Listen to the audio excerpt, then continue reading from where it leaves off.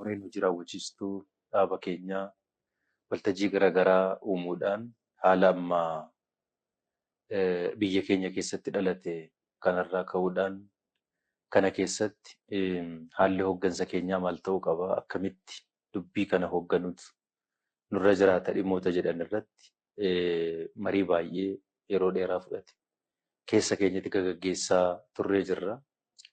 Sanarraa ka'uudhaan kallattii koreen hojii raawwachiistuu dhaaba keenyaa kaa'e bu'uura godhachuudhaan koreen giddu galeessaa dhaaba keenyaas har'a waltajjii kana gaggeessee kallattiiwwan tokko tokko kaa'uudhaan murteessee jira. Murtiin murteessinee dhufuun duratti waliigala haala amma biyya keenya keessatti dhalatee jiru kana irraa ka'uudhaan dhaabbanni keenya wantoota itti aanan jiran kana akkamitti hoogganuutu irra jiraata. Karaa bishina qabuun, karaa itti fufiinsa qabuun gaaffii uummanni keenya bara dheeraadhaaf kaasaa ture. Sana bu'uura godhachuudhaan nutis itti qabsaa'aa fi turre kana karaa fullaa'aa ta'een akkamitti dubbii kana maaneej godhuutu nurra jiraata. Karaa tasgabbii qabuun, bishina qabuun kan jedhu ilaalaa baasaa buusaa turree jirra. Kana keessatti wanti ifa ta'e hin jira. Innis gaaffiin uummanni keenya kaasaa tureeru hin jira. Gaaffii uummanni keenya kaasaa ture dhaabbanni keenyas kaasee qabsaa'aa fi tureeru jira. Uummanni keenya sadarkaa naannoo isaatti of danda'ee ofiin of bulchuudhaaf bira darbee immoo fayyadamaa dinagdee akka inni ta'uudhaaf gaaffii guddaa qaba, dheebuu guddaa qaba. Lammaffaa sadarkaa federaalaattis akkasuma hooggansa keessatti qooda fudhachuu duwwaa otoo hin ta'in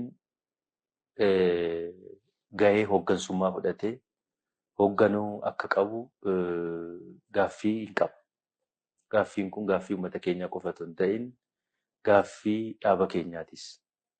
Nuti hooggansa biyya kanaa keessatti qooda fudhachuu duwwaa otoo hin ta'in bakka hoogganuu dandeenyetti, yeroo hoogganuu dandeenyetti qooda hoogganummaas fudhannee hoogganuun akka nurra jiraatu itti amanna. Kun immoo gaaffii uummata keenyaati. Sun akka inni galma ga'u taasisuun nurra jiraata jenneeti kan yaadnu. Sanaafis immoo uummata keenya waliin taanee qabsoo karaa dimokiraatawaa ta'een, karaa seera qabeessa ta'een qabsoo dheeraa taasisnee as geenyee jirra. Kana jechuun qabsoon kun iddoo kanatti xumurame jechuu miti. Qabsoon guddaan fuuldura keenya kan jiru. Kanarraati kaanee yoo ilaallu federaala keessattis qooda hooggansaa fudhachuu qabna yommuu jennu kan naannoo keenyaa gannee miti. Kan naannoo keenyaa dagannee miti. Wanti nuti ilaaluu qabnu waanuma har'a argame kana argamuudhaaf deema jennee yaadnu kana fudhachuu duwwaa otoo hin ta'in seenaa keessatti carraan kun nu qaqqaboote seenaa keessatti carraa nu qaqqabe waan ta'uu maluuf isa akkamitti kabajaa fi ulfina saba kanaa eegee hooggansa karaa guutuu ta'een duubaa fuulduraan bitaaf mirgaan wal utubee wal gargaaree irruma caalaa biyya kana keessatti sabni kun gahee hoogganummaa yoo fudhatu seenaa keessatti carraa isa ga'e kana yoo fudhatu karaa gaarii ta'een, karaa maqaa gaarii qabuun, karaa bu'a qabeessa ta'een akka inni itti hojjechuu danda'u achi fageessanii yaaduun baay'ee barbaachisaadha.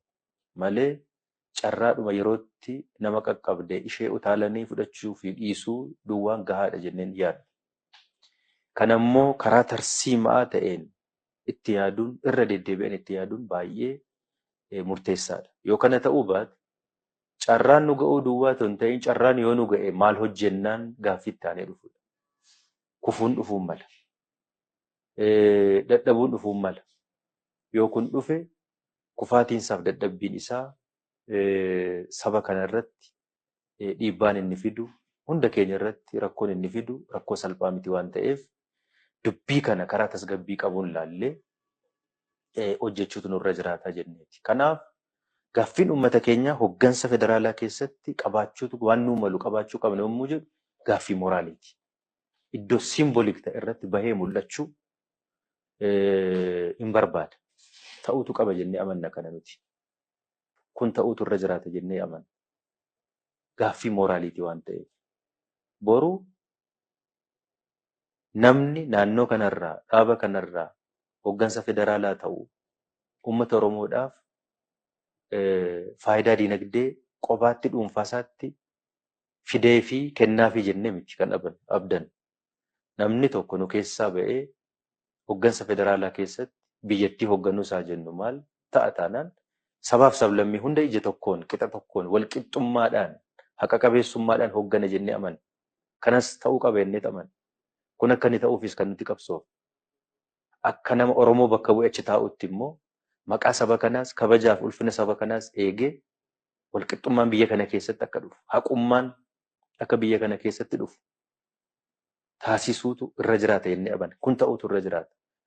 Ulfina saba keenyaa fiduu kan dandeenyu waa hannee saba keenyaa fiduudhaan itoo hin ta'in warra haqaaf hojjennu, warra dhugaadhaaf hojjennu, warra walqixxummaadhaaf hojjennu taanee biyya kanarratti biyya kana keessatti carraa nu qaqqabde keessatti kun akka inni ta'u dhugoomsuu yoo dandeenye ulfina saba kanaaf inni irra jechuudha. Kabaja saba kanaaf inni irra jechuudha. Kanatu ta'uutu irra jiraata jedheen abdaddan. Kana godhuudhaaf uummanni Oromoo tokko federaala irratti gahee hoggansaa fudhachuu qabna jedhu gaaffii moraaliiti waan ta'eef inni deebi'uu qabna inni yaadna. Itti aansee gaaffii dinagdeeti.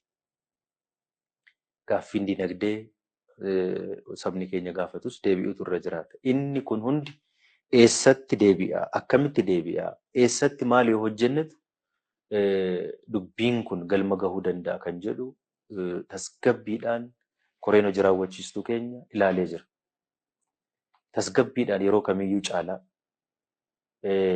har'a as geenyee hawwii uummata keenyaa naaffisuu hin qabnu. Fedhii uummata keenyaa naaffisuu hin qabnu. Eebuu uummata keenyaa naaffisuun nurra hin jiraatu waan ta'eef tasgabbiidhaan yeroo kamiyyuu caalaa koreen hojii raawwachiistuu keenya hoggansi keenya sammuu tokkoon qalbii tokkoon yaada tokkoon ilaaf ilaameedhaan wal dhagahee yoo kanarratti asitti akkas goonetu kanatu nu fayyada yoo asitti kana goonetu kana nu fayyada akkasitti yoo deemnetu irruma caalaa bu'aa nuu qaba karaa jedhuun waan baay'ee ilaalaa turee jira. Kana keessatti egaa waan yaadnu kana galmaan gahuudhaaf waan tarsiimaa ta'e kaa'uun barbaachisaadha. Dhimmoota tarsiimaa ta'an yommuu keenyu immoo tarsiimoon sun akka inni galma ga'uuf tooftaa adda addaa tooftaa tarsiimoo kee sana galmaan sii ga'uu danda'an itti fayyadamuun barbaachisaadha. Kanaaf tarsiimoo keenya kana galmaan nu geessisuudhaaf wantoota na gargaaran hundaa tooftaa hundaa itti gargaaramuun nurra jiraata jennee akka kallattiitti kaawwannee jirra. Kanarraa kaanee fuulii hoggansa qabnu akka dhaabaatti qabnu kana keessaa tokkoffaa carraa kanaan hoggansi keenya diigamuun irra hin jiraatu. Inumaan yeroo kana sammuu tokkoo fi yaada tokkoof qalbii tokkoon hoggansa cimaa taanee bahuu qabna. Tokko hoggansa cimaa taanee team spirit, collective leadership uumnee itti bahuun nurra jiraata yeroo kana keessatti. Critical waan ta'eef. Lammaffaa gaaffii saba keenyaa immoo deebisuudha. Tarsiimoon keenya galmaan geenye yoo jenne isa waan ta'eef. Jennee yaadnee hoggansi keenya waan naannoo irra jiru kan akkamitti itti hafuufsisnu waan immoo ergama akka federaalaatti qabnu kan immoo akkamitti ergama guddaa nurra jiru kana galmaan haa geenyu kan jedhu bakka lamatti qoonnee sirriitti ilaallee jirra. Kana yommuu ilaallu waan federaala irra jiru kana ilaaluu duwwaadhaan waan naannoo keenya irra jiru kana immoo in harcaafne yoo taane diignee deemne yoo taane deemnee kufaatiidha. Nama tokko mitiiti namni 20-30 iddoo murteessaa ta'an federaala kanarratti barcuma yoo qaban gaaffiin uummata Oromoo gaaffiin saba Oromoo deebi'e jechuu miti. Waan ta'eef gama lamaaniin iyyuu ilaalle tokko rakkoon naannoon keenyaa fi uummanni keenya qabu of dandeenye guutummaa tuttuqaa tokko malee naannoon Oromiyaa, mootummaan naannoo Oromiyaa of danda'e bulchuu danda'uun injifannoo guddaa tokko jennee yaadna. Tuttuqaa tokko malee harka galfannaa nama kamiiyyuun alatti, dhiibbaa qaama kamiiniyyuu alatti of danda'anii karaa ofii fi karaa ofiitiin karaa nuu maluutiin deemuu danda'uun carraa kana argachuun bilisummaa guutuu kana argachuun danda'uun akka mootummaa naannoo Oromiyaatti ariitiidhaan gaaffii uummata keenyaa yeroo gabaabaa keessatti deebisuudhaaf carraa nuu laata jennee amanna. Gaaffiin keenya inni guddaan keessumaa gaaffiin diinagdee, gaaffiin saba keenya tokkoomsuu, gaaffiin dhaaba keenya dhaaba cimaa godhanii lafaa qabanii miillatti godhanii miillaa kaasee hamma mataatti irratti ijaaranii caasaa mootummaa naannoo Oromiyaa miillarraa kaasee hamma mataatti jiru cimaa godhanii ijaaruu yeroo kamiyyuu caalaa yoo itti gargaaramne amma dandeenyaa. Maaliif dura Oromiyaa irratti haa xiyyeeffannudha yaadi keenya. Maddi aangoo keenya Oromiyaadhaa fi saba Oromoodha. Fuula durattis hojiin nuyi federaala dhaqnee hojjennu nama dhuunfaadhaan wanti hojjetamu hin jiru. Hamma sabni kun beekamtii hin laanneefitti boruus hin utubnetti namni 10 isaa ta'u 20 isaa ta'u namni 2 ol deemuudhaan bu'a qabeessa ta'uu hin danda'u. Kana immoo kan fiduu dandeenyu inni guddaan mana keenya keessatti waan barbaadnu sana hojjechuu dandeenya. Bilisummaa guddaa amma argannuun Oromiyaa irratti hojjenne, hojii dinagdee irratti hojjenne rakkoo uummata keenyaa ganda keessa jiru hiikuu dandeenya jennee yaadna. Takaallaa karaa adda addaatiin nu takaalee hamma fiiguu dandeenyu akka nuti hin fiigne kan nu taasise kana amma humna qabnu guutuudhaan fiiguu dandeenya jennee abdanna. Inni guddaan waan as jiru kana yoo deebisuu dandeenya rakkoon uummata keenya irraa jiru walakkaa ol irraa furamuu danda'a jennee amanna. Kanaaf fuulii cimaa, hoggansa keenya cimaa naannoo kanarratti qabaachuun barbaachisaadha. Ammas wantoonni tokko tokko dhiibamanii haa dhufan iyyuu malee hojiin mana keenya keessatti nu keessatti hojjetamuu qabu hojii baay'ee jira. Hojiin amma nuti jalqabne uummata keenya tokkummaa uummata keenya cimsuu irratti nu hin finne.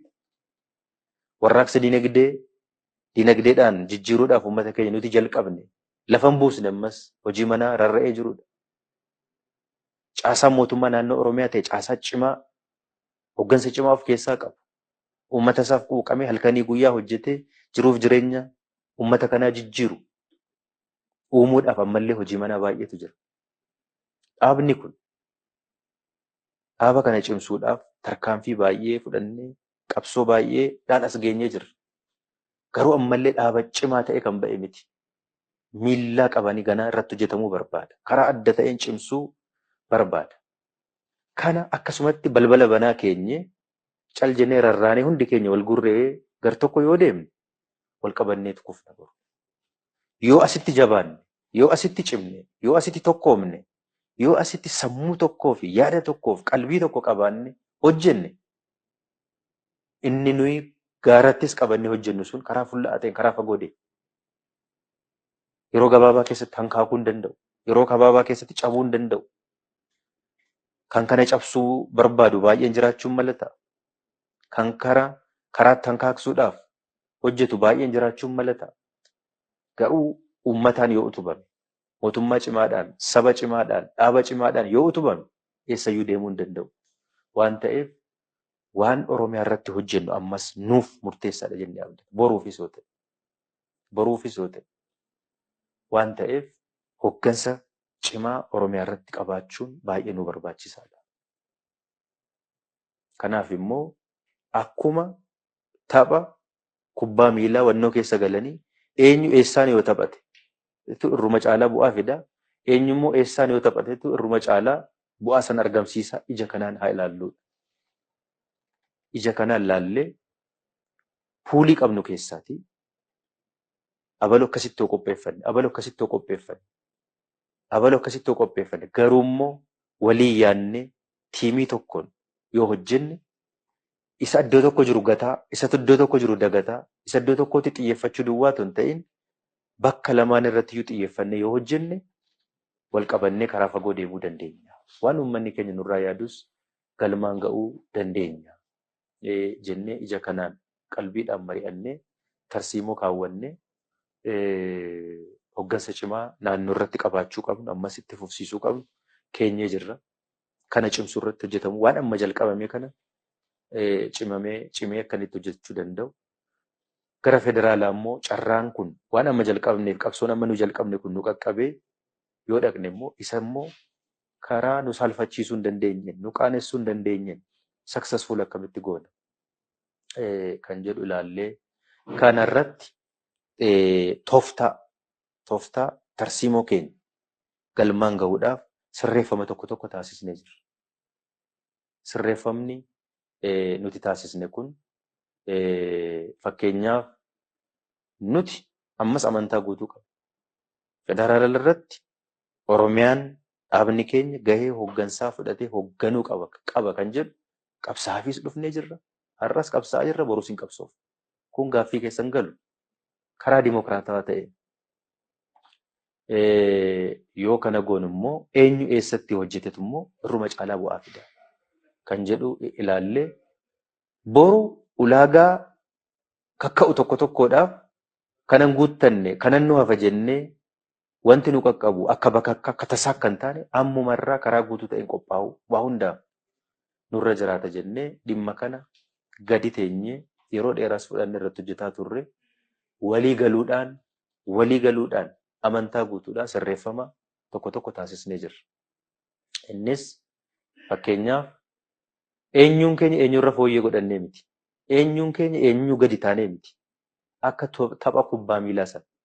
Eenyu eessatti yoo taphateetu bu'aa irruma caalaa tiimiidhaan barbaannu kana galmaan gahuu dandeenya kan jedhu sana ilaallee shigishigii tokko tokko ulaagaa gaara sanatti nutti ka'uu malu sana hanqisuudhaaf jecha akka dhaabaatti hoggansi tarsiimoo kana galmaan gahuudhaaf tooftaa yeroo gabaabaa kana akka tooftaa yeroo gabaabaa jennee itti fayyadamne kana Dooktar Abiy gara hoggansa dhaabaatti dhufee akka inni hogganu, ani ittaanummaadhaan akka inni hogganu, Dooktar Warqineen gara koree giddu galeessaatti dhufee akka inni hogganu murteessinee jirra koree giddu galeessaa keenyaatiin. Kana hunda kan goone uummata keenyaaf nama hundaaf ifa ta'uu kan qabu wanti tokko dhalatee miti. Tarsiimoo amma qabanne kana galmaan gahuudhaaf tooftaa fayyadamnedha. Tooftaa fayyadamnedha. Siyaasa kun iddirii miti, maabara miti. Siyaasa keessa immoo tapha baay'ee jira. Haa waan uummanni kun barbaaduu fi tarsiimoo kaawwanne sana galmaan nuu geessisuu danda'a jennee itti amanne itti yaadne hunda itti gargaaramnee hojjenna jennee akkasitti sirreeffama kana kaasee goonee jirra. Yoo kana ta'u tiimiin nama tokko nama lama qopheessuu duwwaa ta'u hin tiimiidhaan qaamni federaala deemu sun tiimiidhaan akkitti hojjechuu danda'u. Achi deemee immoo maal hojjeta? Akkamitti hojjeta? Kan jedhus kakkeenye akkasitti sirreeffama kana taasisnee jirra. Tiimiin naannoo irratti hafu immoo maal hojjeta? Hojiinsaa manaa guddaan maali? Isas tokko lamaan keenye. Lamaan immoo akkamitti wal dhugee, wal dhaggeeffatee, wal hubatee hojjeta kan jedhus akkasitti kaawwannee sirreeffama kana taasisneeti hojii itti aanu hojjechuudhaaf koreen giddu galeessaa keenya murtii har'aa kana murteessee kan addaan ba'e. Ani dhuunfaadhaan tokko wanti baramuu qabu dura taa'ummaa ittaanaa akkas jechuun keenya tooftaadhaaf goonee jirra. Kana jechuun akkuman kaleessa dhaaba kana mootummaa kana hoogganaa turetti nan hooggana. Warri kaanis akkasuma. Akkuma kaleessa hoogganaa turretti hin hooggana.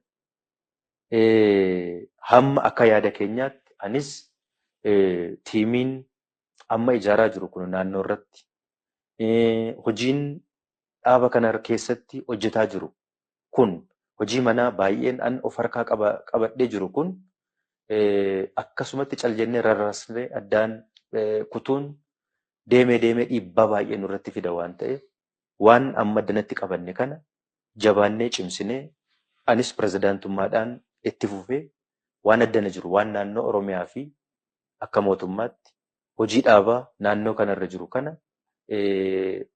yoon hojjedhe tiimii na waliin jiru kana waliin irruma caalaa bu'aa qaba.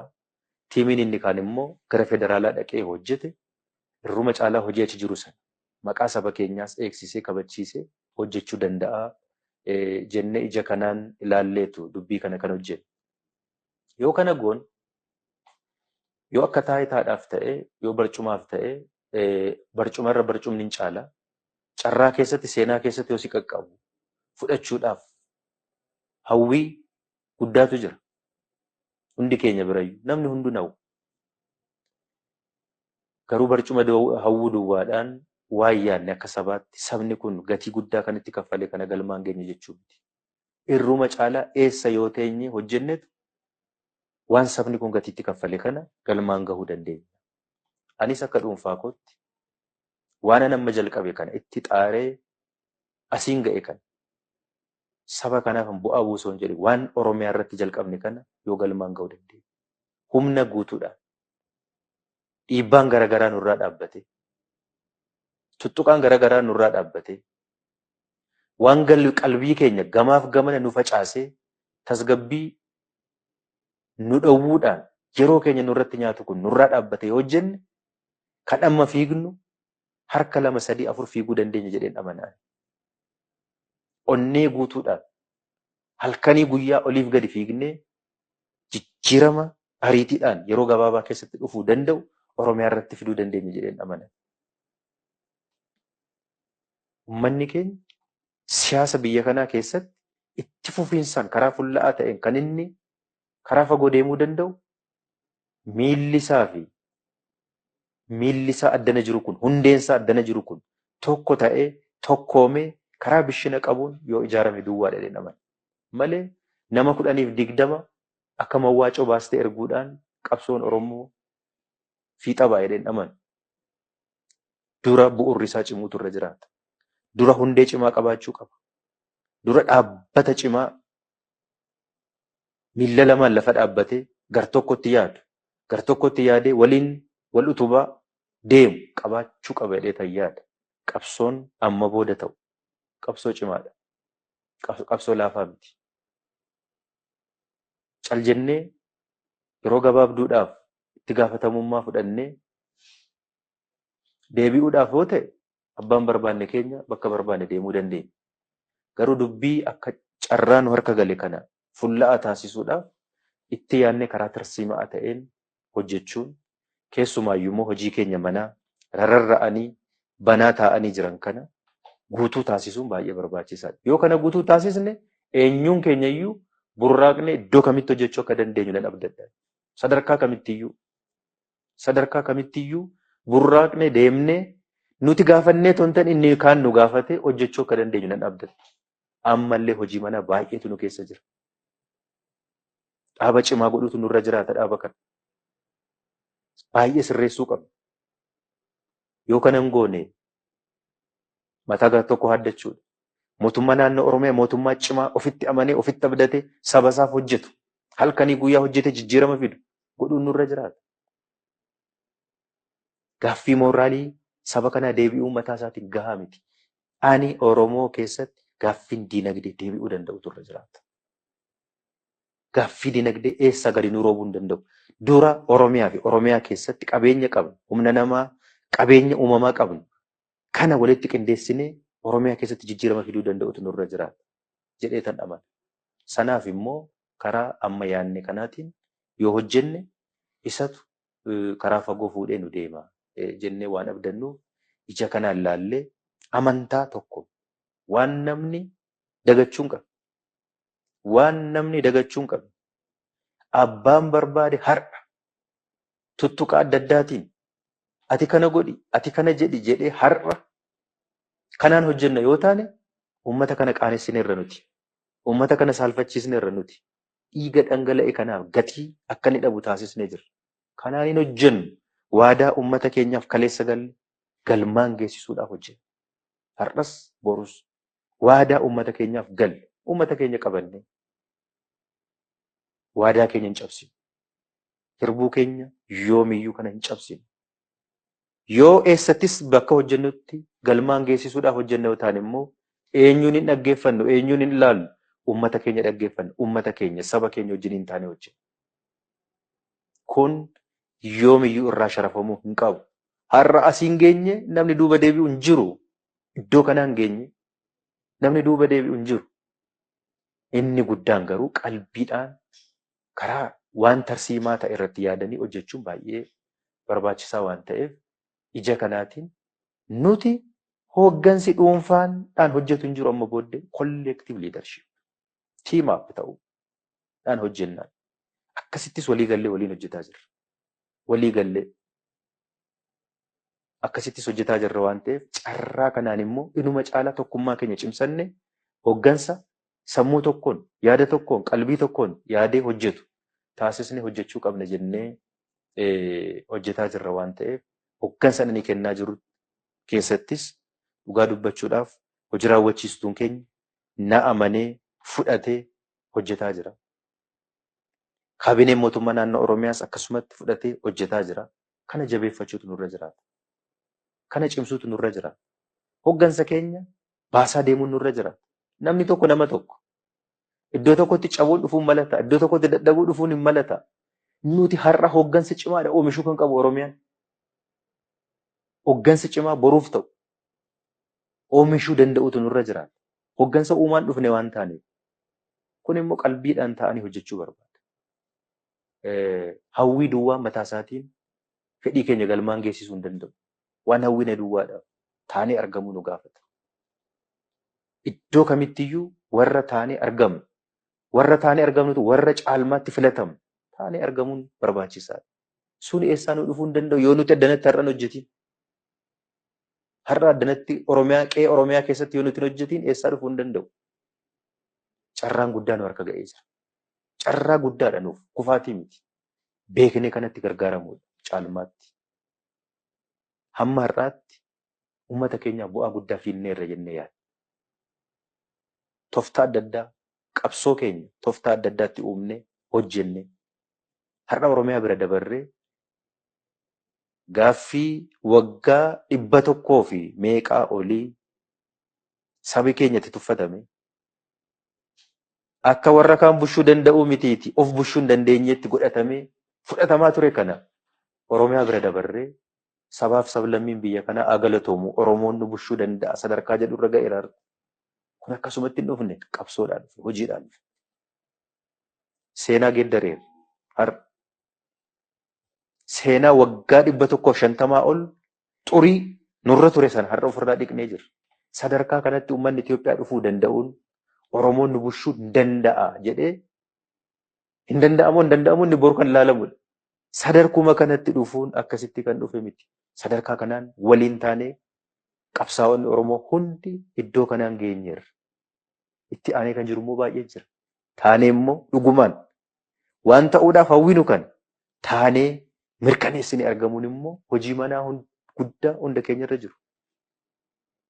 An iddoo tokkotti har'a yoon kufe yoon dadhabe dhuunfaa kootiin hin kufu dhuunfaa kootiin hin dadhabu. Saba kanatu maqaa saba kanaa eenyummaa saba kanaatiin uummata kana fuuldura buunee jirra waan ta'eef barcumni nuti irra teenyu eenyummaa mataa keenyaatiin miti eenyummaa saba kanaatiin irra teenya waan ta'eef kufaatiin koo fi dadhabuun koo saba kana irratti dhiibbaa inni fidutu jira. Kana of eeggannee hojjechuun barbaachisaadha. Wal utubnee wal gargaarree hojjechuun barbaachisaadha. Amma yerootti gamaaf gamana ilaallu miti. Carraa argametti gargaaramuudha. Wal diiguu miti amma kan nu barbaachisu. Inni isa tokko gamaaf gamanatti qeequu miti kan nu barbaachisu. Karaa kamiin iyyuu haa yaabbannu. Karaa kamiin iyyuu maal haa taanu deemnee fedhii faayidaa saba kanaa galmaan ga'uudhaaf. Eessaan haa ta'u. Kanaaf hojjenne. Kana hojjechuudhaaf immoo kan akkamitti galmaan geenye kan jedhu kan irratti hojjetaa jirru waan ta'eef uummanni keenyas dhimma kana ija kanaan hubachuun ilaaluun baay'ee barbaachisaadha jedhanii nan yaada. Calqaba irratti kaase wanti amma nuti hojjennu kun dhiibbaa addaa fi tuttuqaa addaa qabaa jedhamee kan shakkamu namni kamiyyuu ifa ta'uu kan qabu dhiibbaa nama kamiiniyyuu waan murteessinuuf waan hojjennu har'an hojjennu abadan kanarratti namni hundi ifa ta'utu irra jiraata. Ani har'arra ga'ee waan dhiibuu qabnu hundaa dhiibnee waan gochuu qabnu hundaa goonee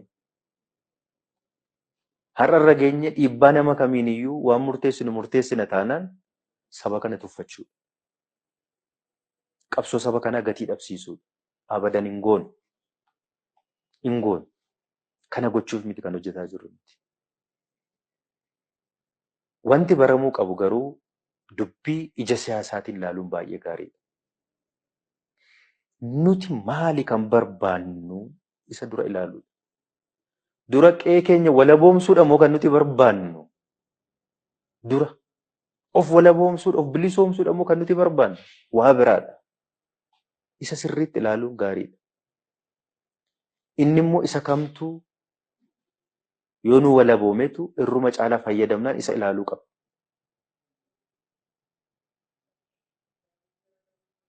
Anaaf eenyuyyuu dhiibbaa nama kamii miti. An saba koo keessatti saba koof yoon hojjedheen bu'aa irruma caalu fiduu danda'a jedheen amana har'as borus. Har'as borus. Waan jalqabne hin fidne waan ta'eef. Hin jalqabne malee hin fidne galmaan hin geenye. Wanti amma nu jalqabne kun duuba nu jalaa deebi'uu danda'a. Duuba nu jalaa deebi'uu danda'a. Qabsoon saba kanaa duuba deebi'a jedheetan miti. Garuu achi keessatti wantoonni sirraa'uu qaban baay'eetu jira. Baay'eetu jira. Nuti har'a baanee mul'achuu keenya an dhuunfaa kootiin hojii addaa hojjedheeradhe yaadu. Kabaja kanaan kan nu geessise saba kana. Ulfina kanaan kan nu geessise saba kanadha. Malee dhuunfaa koodhaan an eenyuunuu caalee miti. Eenyuuniyyuu caalee jedheetan miti. Saba kanattis abdannee immoo waan gochuu qabne too hin saalfatiin itoo hin sodaatiin gooneerra. Kan abdanne eenyu isaan? Saba kabaja nutti hore, ulfina nutti hore, beekamtii nuu kenna. Sana abdanneet hojjenna. Borus ija sanaan hojjenna. Saba kana salphisuudhaaf miti har'as. Dura garuu mana keenya keessa wanti nuti hin xaraganne hin jiru. Jira. Wanti nuti hin hojjenne jira. Jira.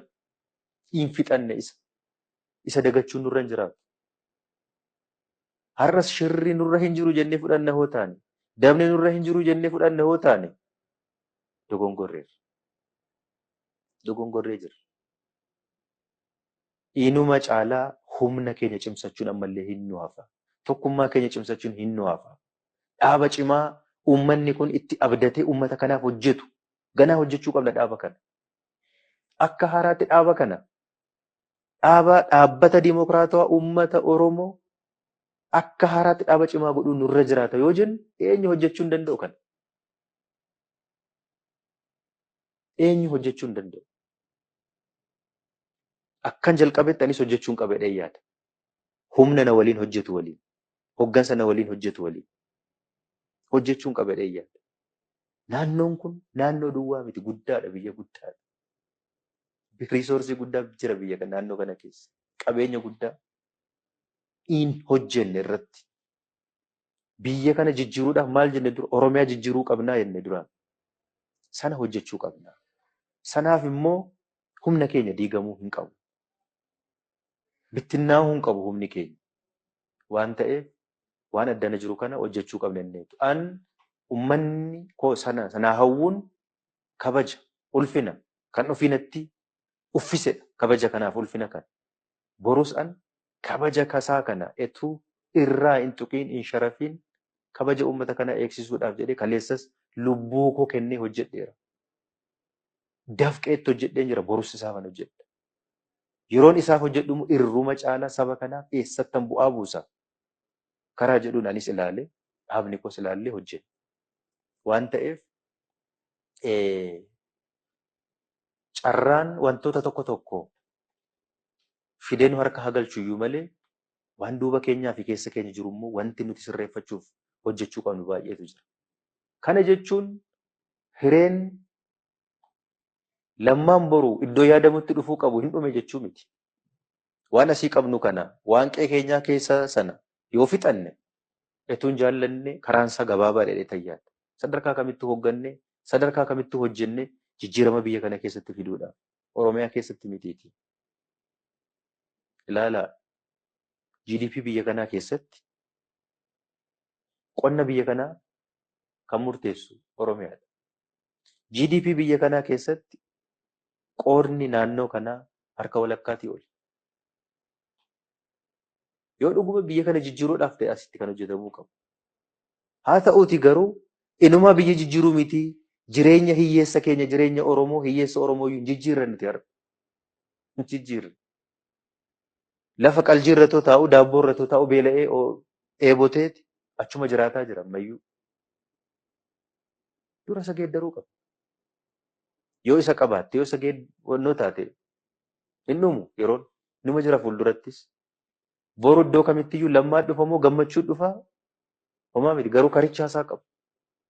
Karichi saaqamee humni guutuun jiraannaan tokkummaa guutuun jiraannaan wanti sana dhuunfachuudhaaf nama dandeessisu jiraannaan eenyu darbaa darbiidhaan itti dhufuu danda'a. Isa kana har'a miis godhuun nurra hin jiraatu. Waan ta'eef sadarkaa kanatti hojjechuu danda'utu nurra jiraata. Jennee ilaalleetu amma dhimma dhuunfaadhaan itoo hin ta'in gareedhaan akkamitti hojjennee dubbii kana namni tokko nama tokko dhugaa dubbachuudhaaf namni tokko gahee hin qabu miti. Gahee qabu dubbii jijjiiruu keessatti garuu immoo namni tokko namuma tokkodha. Humna cimaa of jalatti horachuu qabu. Humna cimaa onnatee hojjetu of jalatti yeroo kamiyyuu bubbeen kam qilleensi kam gaafa dhufu kan oliif gadi hin jenne qabaachuun baay'ee barbaachisaadha. Malee dhuunfaa keedhaan yoo rarraate karaa deeffaagoo deemuu hin danda'u. Hin danda'u. Waan ta'eef kana beeknee ija kanaan afshaalummaa kanaatiin hojjechuun nurra jiraata. Kana hunda hin goone yoo jennu Oromoo duwwaadhaaf miti biyya kanaaf. Sabaaf sablammii biyya kanaaf. Nuti sadarkaa kamitti har'a soo ta'e kan qabsoofnu Oromoon gahee hooggansaa fudhatee haa hoogganu yoo jennu olaantummaan Oromoo biyya kana irratti akka dhufuuf miti. Walqixxummaan sabaaf sablammootaa biyya kana irratti akka dhufuuf. Walqixxummaan haqni biyya kana keessatti akka inni mirkanaa'uuf. Biyyi kun nagaa argattee itti fufiinsaan akka isheen jiraattuuf. Oromoon kan inni qabsaa'aa jiru. Nutis kan qabsaa'aa jiru. Kun akkamitti galma ga'an immoo bitaaf mirga duubaaf fuuldura ilaalaa hojjechuu waan nu gaafatuuf kana galmi keenya. Sanaaf immoo iddoo kamittuu haa ta'u iddoo kamitti hamma tapha sana keessa galletti iddootti caalmaatti taphachuu dandeenyu irratti taphachuudha. Fakkeenyaaf namoonni gara federaalaatti erginu kun kophaa isaaniitiin homaa godhuu hin danda'an. Hiree isaanii kan murteessu kan addana jirudha. Hojii nuti hojjennu. Yaadaan yoo deeggarre kana godhaa yoo jennu akkas godhaa yoo jennu yoo nuti isaan utubneedha. Malee dameedha kan ta'u. Utubaa irratti haa hojjennu nuti ammayyuu. Hundee irratti haa hojjennu. Yoo utubaan hundeen cimaan jiraate dameen eessayyuu dhaquu hin danda'u waan ta'eef kana bifa karaa bishina qabuun haa hojjennu. Hafni argamuu hin qabu. Jenneetu malee iddoo kamirraayyuu iddoo nuuf malu eenyuun keenyayyuu gallee hojjechuudhaaf yeroo itti seesnu miti yeroo itti duuba deebinu miti. Kanarraa duubatti hin deebinu. Kana yoo ta'e garuu aan dhuunfaa koodhaan waa hunduma irratti fuuldura ba'ee of mul'isuu duwwaadha waa hundi galma gaa'edha yaadu. Warra hojjechuu danda'anis baasuun qaba akka hooggansaatti. Warra kaaniifis fidee shaakalsiisee hooggansa cimaa boruuf ta'u quuqama qabu onnee qabu beekumsaaf ga'umsa qabu. Garuu immoo siyaasni kun immoo galee fi keessatti hojjechuu danda'u. Sana uumuu danda'uun hojii guddaadha. Hooggansa cimaa gaafata. Akkasitti hojjechaa hin dhufne nuti. Waan ta'eef dubbii kana nus akka dhaaba keenyaatti ani dhuunfaa kootiin etoon har'a hooggansa biyya kanaa ta'e dhuunfaa koodhaan carraa eenyuyyuu hin argan. Namni barcumatti kanaaf jedheetu kaleessa meeshaa qabatee bosona galee kan wal ajjeesaa ture. Afrikaa keessatti haafu Itoophiyaa taayitaadhaaf wal fixe namni kaleessa taayitaadhaaf barcumaaf. Maqaa dhuunfaadhaaf yoo ta'e carraa namni kamiyyuu hin arganneen argadhe. Ani maqaa dhuunfaa koof miti saba koofi. Saba koof immoo iddoon hojjechuu danda'uttan hojjechuu qaba. Maaliif kabaja kanatti hore, ulfina kanatti hore, jaalala naa kennee sadarkaa kanaan kan nageessise ga'umsaa fi dandeettii dhuunfaa lammaa miti saba kana. Eessatti yoon hojjedheefin bu'aa buusaa fi yaadeen kamirraayyuu wannoo ta'e hojjechuun qaba malee ija taayitaa yoo ilaalu carraa namni kamiin arganneen argata. Yoo ta'e isa utaalee fudhachuudha kan ani qabu har'a. Isa miti garuu ani kabaja dhuunfaan qabu kabaji koo saba koo wajjin. Sabi kun yoo kabajame yoo ulfina argate duukaa kabajama. Waan ta'eef ija kanaan ilaalleeti kan nuti hojjetaa jirru kanarratti homaa tokko uummanni keenya shakkii godhachuun irra hin jiraatu. Murtii dhaabni keenya murteessu hamma nuu galee fi hamma beekumsi keenya qaqqabetti saba kana karaa fayyaduun kan nuti hojjetaa jirru. Tokko as geenye eenyuun sodaannee ajaja eenyuutiin hojjenna jedhee namni yaadu yoo jiraate gowwaadha. Yoo asirra ga'e OPDO'n ajajamee hojjeta ta'e gowwaadha, jaamaadha. Ofiif bada malee saba kana balleessuu hin danda'u. Saba kana balleessuu qabsoo saba kana dhaamsuu hin danda'u. Hin dhaamsinu nuti. Inuma akka inni mul'atee ifuudha kan taasisu nurra jira. Karaa bishina qabuun kan nuti deemuu qabnu waan ta'eef kana. Har'as wanti dhufuuf deemaa jiru kuni nagaaf nagaadhaan jennee fudhachuu hin qabnu. Mee ofaa ilaalani jedhee akka darbannaa wayii nutti darbachuu kan barbaadu sin jirata. Akka darbannaa wayii nutti darbatanii immoo jalaa nu sakaalee bor nu kuffisuudhaaf. Kunoo fudhatanii iyyuu hin kufanii warra gatii hin qabne nuun jechuudhaaf kan hojjetu hayyaadu baay'een jiraachuun malata. Qilleensi gubbaa kanarra jiru maali? Wanti waggoota darbaniif hojjetamaa ture maali? Kana keessatti yeroo maal keessatti majijjiirama akkamii fiduu dandeenya har'a? Waan akkas akkasii kana qalbii ilaaluun barbaachisaadha. Waan ta'eef ija kanaan bifa tasgabbii qabuun ilaalleet murtii kanarra geenya. Waan ta'eef kanarratti uummanni keenya shakkuu hin qabu. Miseensi dhaaba keenyas shakkuu hin qabu. Caasaan mootummaa naannoo Oromiyaa shakkuu hin qabu. Kun akka inni galma ga'uuf wal gargaarree hojjechuutu nurra jiraata. Qabsoo kaleessa waliin calqabne galmaan ga'uudhaaf hin dhumne ammas qabsoon guddaan fuuldura kan jiru. Waan ta'eef barree ilaaf ilaameedhaan waliin hojjechuun gaarii waan ta'uuf dhaabni keenyas kana hubachuudhaan murtii kanarra geenye waan ta'eef faayidaa uummata kanaaf waa biraa miti. Faayidaa nama dhuunfaadhaaf teessoo nama dhuunfaadhaaf itoo hin ta'in faayidaa saba kanaaf jecha kan godhaa jirru waan ta'eef ija kanaatiin ilaalamuu fi hubatamuun baay'ee barbaachisaadha.